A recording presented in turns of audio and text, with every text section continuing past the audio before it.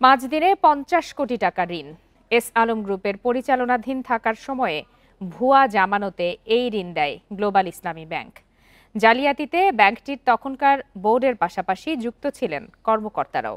চট্টগ্রাম আদালতে দুদকের করা একটি মামলায় এই জালিয়াতির চিত্র উঠে এসেছে। রোববার চট্টগ্রাম আদালতে এস আলম গ্রুপের চেয়ারম্যান সাইফুল আলমের 6 আত্মীয় সহ 26 জনের নামে মামলা করে দুদক। অভিযোগে বলা হয়, জালিয়াতির মাধ্যমে দুটি আলাদা ঋণে মাহমুদ সাজিদ কটন মিলসকে দেয়া হয় প্রায় 50 কোটি টাকা। যাচাই ছাড়াই প্রস্তাবনা তৈরি করে ঋণ দেওয়ার সুপারিশ করেন ব্যাংকের কয়েকজন ঊর্ধ্বতন কর্মকর্তা। আর কোম্পানির রেকর্ড না ঘেটেই অনুমোদন দেয় বোর্ড। জালিয়াতির বিরুদ্ধে সরকার দৃঢ় পদক্ষেপ নিচ্ছে।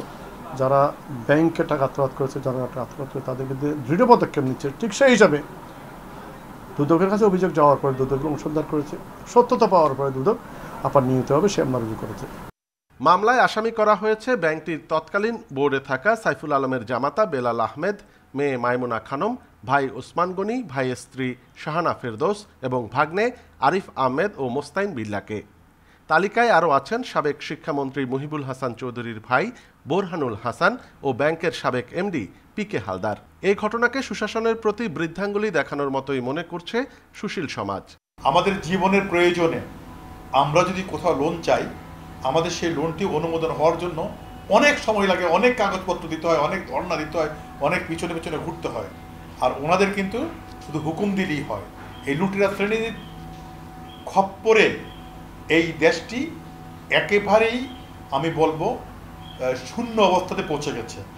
গত মার্চে দুদকের আবেদনে বেলাল আহমেদ, মাইমুনা খানম ও মোস্তাইন বিল্লাকে দেশ ত্যাগে নিষেধাজ্ঞা দেয় আদালত। অনুপম শীল, ইন্ডিপেন্ডেন্ট নিউজ, চট্টগ্রাম।